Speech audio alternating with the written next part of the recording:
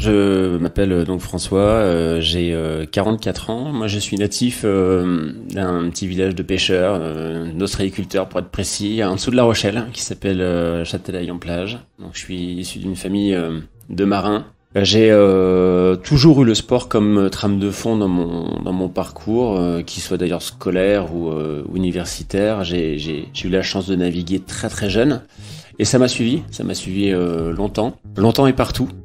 Et dans la vie professionnelle, je suis aujourd'hui chef de produit. J'ai la chance de faire ce métier dans un sport passion qui est le windsurf, dont on va parler aujourd'hui, avec une petite équipe autour de moi, depuis 4 ans.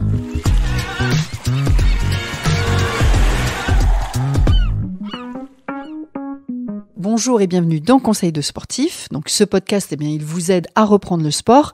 Il peut répondre à des questions que vous vous posez. En gros, il vous accompagne dans la pratique. Ce matin, vous l'avez compris, c'est François qui est à nos côtés et on découvre quoi ? On découvre la pratique du windsurf.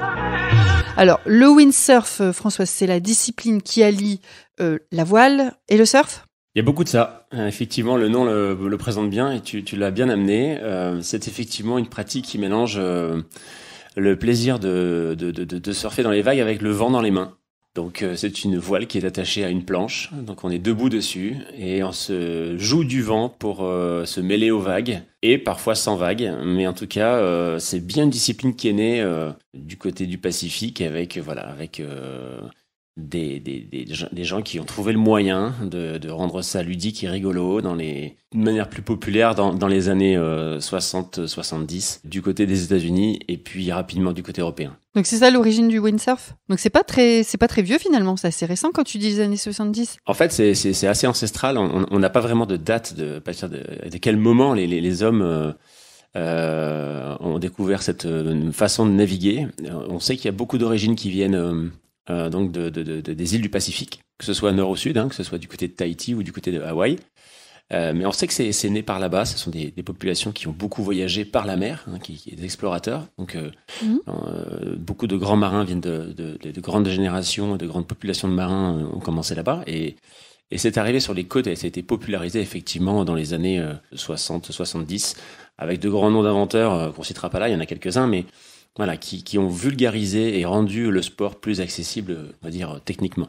Et alors, cette pratique, est-ce que tu peux me donner une liste de bienfaits, enfin les atouts, les bénéfices de cette pratique ? Alors, ils sont nombreux parce que la première chance qu'on a avec cette pratique-là, c'est qu'on est en extérieur, d'accord ? Donc, on est en mer, ouais, dans un milieu maritime qui n'est pas forcément celui de prédilection à la base. On n'a pas grand-chose à faire en mer, du moins loin en mer. En tout cas, cette pratique-là, elle a le mérite de nous ouvrir à un monde extérieur totalement décalé, ce qu'on vit d'habitude sur Terre. Voir la Terre de la mer, c'est une vraie, c'est un vrai plaisir et c'est une vraie découverte pour beaucoup de gens. Pour la majorité des gens qui pratiquent pour la première fois, qui se découvrent sur l'eau debout, qui regardent la Terre vue de la mer, découvrent un paysage qu'ils n'ont jamais vu. Et des sensations, très, très différentes, et puis des sensations folles qui sont celles de la glisse poussée par le vent sur l'eau. Et ça, c'est vraiment, souvent, ça crée des déclics. Donc, c'est une pratique qui est très bonne pour l'esprit déjà. Et puis, c'est une pratique physique aussi qui est totalement complète. C'est-à-dire que tu travailles effectivement toutes les parties du corps, les bras, les jambes. Le cardio aussi, l'équilibre, le centre du corps. Bien sûr, beaucoup de proprioception, beaucoup de sensations perçues. Donc c'est un sport extrêmement complet, physiquement et psychologiquement. Et c'est un sport symétrique, ça c'est important de le souligner. C'est un sport qui en fait travaille de la même manière le côté gauche que droit. Et on a vraiment des postures non traumatisantes, en tout cas dans le côté symétrique. Et puis là, tu es en train de me dire non traumatisante, c'est vrai qu'il y a finalement, il n'y a pas d'impact, il n'y a aucun impact traumatisant pour le corps sur les articulations, des choses comme ça. Alors, il n'y en a pas de prime abord. En tout cas, il n'y en a pas, il y en a pas visuellement. Après, physiquement, quand tu commences à pratiquer le sport, je te cache pas qu'il se passe quand même certaines choses, musculairement parlant, et qui te rappellent rapidement que il y a des efforts très particuliers en windsurf, et ça fait partie de la pratique. Il y a certains gestes sont quand même à faire avec beaucoup d'attention pour le dos notamment, puisqu'il y a une voile qu'il faut sortir de l'eau et tenir dans les mains. Donc le dos peut être mis à mal si on ne prend pas les bonnes positions. On en parlera tout à l'heure, mais effectivement, quand on commence, il y a quelques petites questions à se poser et quelques règles de base à respecter pour ne pas se blesser. Est-ce qu'il y a un sport intéressant et complémentaire à la pratique du windsurf? Alors oui, il y en a plein, mais souvent, celui qu'on rencontre le plus souvent, c'est très drôle, c'est le VTT. Ah bon? Ouais, c'était une vraie surprise quand je l'ai découvert il y a quelques années. Moi-même, je le pratiquais, mais c'est pas parce que tu le fais que c'est une règle pour tous. Et c'est vrai que le VTT est souvent cité comme un sport complémentaire. Et c'est très lié, en fait, au contact avec la nature, à la notion d'effort, et aussi à la notion de glisse, en fait. Puisque quand on roule, on prend des trajectoires, des courbes. Et c'est vrai que cette sensation de vitesse et de courbe rappelle quand on fait du VTT et que ça roule un peu, notamment en descente, ça rappelle quand même pas mal les sensations du windsurf. On a du vent dans les cheveux, on a du vent sur le visage, ça va parfois vite, et la notion de glisse et de trajectoire revient souvent. Donc c'est souvent un sport associé. Mais là, j'ai l'impression que tu me dis que tu retrouves les mêmes sensations, mais est-ce que le VTT complète l'entraînement ou améliore ta pratique de windsurf? Oui, totalement. D'accord. Totalement. Ok. Oui, totalement. C'est un sport aussi qui est assez complet. On le sait, hein, tous les grands sportifs, sans pour autant dire que là on parle pas d'une pratique windsurf intensive, hein, mais c'est vrai que tous les sportifs qui veulent vraiment se compléter une condition physique, rester en forme, font souvent du vélo, d'ailleurs que ce soit sur route ou dans la nature. Mais nous concernant, quand on a fait cette petite enquête pour savoir effectivement qui pratiquait quoi en termes de sport complémentaire, le VTT est ressorti de manière assez marquée en priorité. Aujourd'hui, qui pratique le windsurf? Ce sont des hommes, des femmes, des jeunes, des moins jeunes, des enfants? Alors aujourd'hui, on a un grand pool de pratiquants représentés par des hommes, majoritairement, mais de manière très très majoritaire, et plutôt d'une moyenne d'âge assez élevée. C'est un sport qui demande beaucoup de temps. C'est quoi la moyenne d'âge assez élevée? Alors la moyenne d'âge assez élevée, c'est à peu près la mienne en fait, c'est 45 ans. C'est pas très jeune. Il y a toujours des générations qui pas vieux non plus. Non, ouais, c'était sympa. En tout cas, voilà, on a des nouveaux entrants dans le sport, des jeunes qui viennent pratiquer. Alors c'est marrant parce que tous les étés, les clubs de voile sont pleins de jeunes qui viennent tester la planche à voile. C'est un sport qui intrigue et qui attire énormément. Donc on constate qu'il y a des stages pleins chaque année, chaque été dans tous les clubs de voile. Et c'est frappant à quel point les gens sont intéressés par ce sport. Ensuite, souvent on les perd. Ils ne pratiquent plus dans l'année, car ça reste un sport assez onéreux, il faut l'avouer, en termes d'achat de matériel. Et puis, c'est aussi un sport physiquement pas forcément évident. Alors, on le pratique souvent au début l'été, quand il fait chaud, ou en tout cas en vacances. Voilà, l'automne ou l'hiver, quand il fait froid, c'est un peu moins accueillant. Ouais. Par contre, donc tu dis que ce sont majoritairement des hommes, les jeunes beaucoup l'été, et les femmes, elles sont où là-dedans? Alors, elles reviennent petit à petit.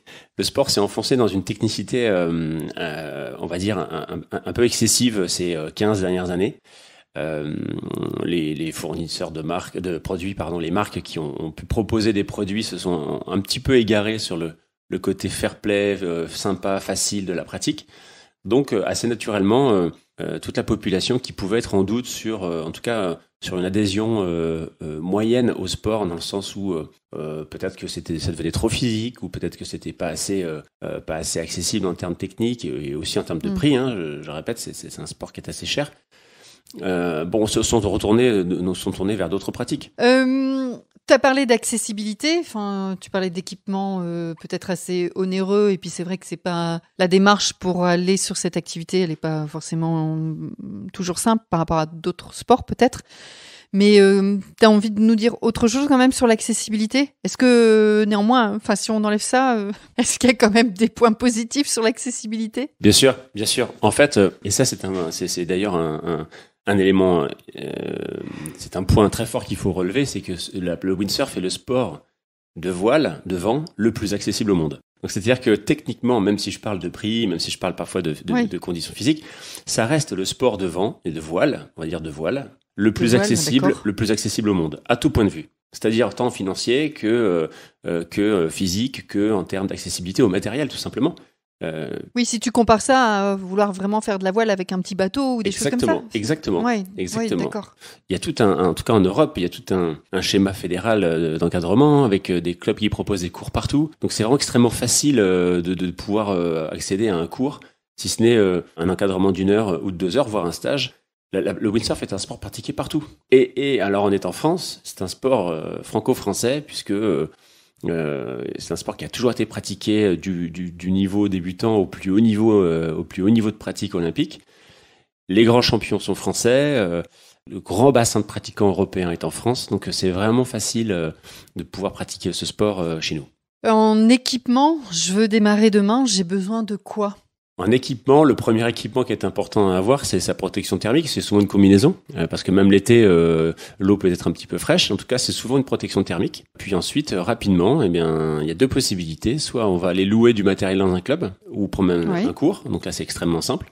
Soit on va s'acheter tout simplement le matériel, puisqu'on a un collègue, un copain, quelqu'un de la famille qui connaît le sport et qui peut nous aider à démarrer.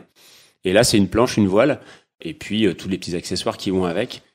C'est un pack qui peut coûter d'occasion, on va dire 600 à 800 euros, et qui va ressortir. C'est quoi les petits accessoires ? Bon, il y a une planche, une voile, et il y a un mât, donc mettre dans la voile, et puis il y a un pied de mât. C'est mieux. Voilà, qui lie la voile à la planche. Il y a un pied de mât. Et puis on appelle ça un wishbone, c'est en référence à l'os de poulet qu'on connaît tous, qui est le truc qu'on tient là. Voilà, exactement. C'est le tube en métal qu'on tient dans les mains, qui est un tube gainé de mousse EVA qui contient dans les mains pour tout simplement bouger la voile et se mouvoir sur l'eau pour orienter la voile et prendre le vent avec. Et ce qui est viral dans le windsurf, c'est cette notion d'aller vite avec si peu de matériel. C'est ça qui donne cette sensation de liberté aussi. C'est un mot qui ressort énormément, c'est que tu vas vite, avec peu de matériel autour de toi, sans un bruit, ou presque, avec juste le vent comme moteur. Et c'est ça qui te fait sentir ces sensations du windsurf qui sont uniques. C'est-à-dire pouvoir te déplacer sur l'eau en toute liberté, avec si peu de matériel et sans bruit. En termes de sécurité, est-ce que tu as des conseils, des choses à nous dire là-dessus ? Est-ce qu'il y a des choses importantes à savoir si moi j'ai envie de démarrer demain ? Oui. Alors le premier conseil qu'on donne souvent, c'est de partager ces sessions d'initiation déjà avec quelqu'un à côté. Non pas parce que il peut y avoir un incident à un moment ou un autre de suite, c'est simplement que déjà, c'est savoir que tu vas à l'eau, c'est partager ce moment-là, savoir que tu vas pas à l'eau toute seule. C'est important qu'il y ait quelqu'un à côté sur la plage, qui jette un œil de temps en temps et qui soit disponible pour aussi t'aider, parce que porter le matériel, c'est pas toujours évident au début. Souvent, on dit aussi qu'il faut éviter de pratiquer par vent de terre. C'est très important de vite acquérir une notion du vent, sa force et sa direction, notamment. Parce que quand le vent vient de la terre et que tu tombes à l'eau, et ce qui arrive plus d'une fois quand tu commences, à force de naviguer et de tomber, tu peux t'écarter un peu du bord, ce qui est pas grave en soi, hein, ce qui est pas problématique. Mais si le vent est de terre, le vent va te pousser au large, et c'est vrai que c'est des situations un peu délicates qui peuvent arriver, comme par exemple, ça y est, je suis tombé 30 fois, 20 fois, je fatigue un petit peu, c'est normal. Si je reste assis sur ma planche, le vent va me pousser au large. Si le vent vient de la mer et qui me pousse vers la terre, je peux rester assis sur ma planche, il va me ramener au bord. Il y a des moments dans l'année qui sont plus propices pour pratiquer ? Pas vraiment, c'est un sport annuel. Alors c'est vrai que dans un cadre loisir et partage familial ou entre amis, l'été est un moment plus sympa que les autres, on va dire pour ça. Il y a peut-être du monde aussi, non ? Peut-être plus de monde. Mais il y a pas mal de zones aménagées, hein. En fait, dans toutes les plages, il y a toujours un chenal ou un endroit où on peut pratiquer.